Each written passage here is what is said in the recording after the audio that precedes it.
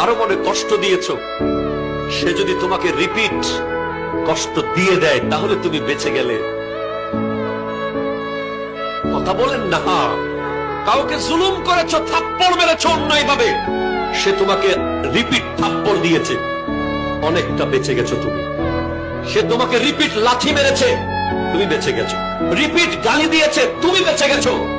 কিন্তু সে যদি চুপচাপ চলে যায়, থাপ্পড় খেয়ে যদি চলে যায়, গালি খেয়ে যদি চলে যায়, যদি চুপচাপ মসজিদের জায়নামাজে এসে বসে আর যদি বলে আল্লাহ সবাই ছেড়ে দিলে তুমি তো আছো, খোদা কি কসম, এমন আযাব আসতে পারে, সে যদি তার রিভেঞ্জ নিত, প্রতিশোধ নিত, সে হয়তো আপনাকে মায়ের বদলে মারত, কাটার বদলে কাটত, কিন্তু যদি সেটা আল্লাহর আদালতে চলে যায়, তার বান্দার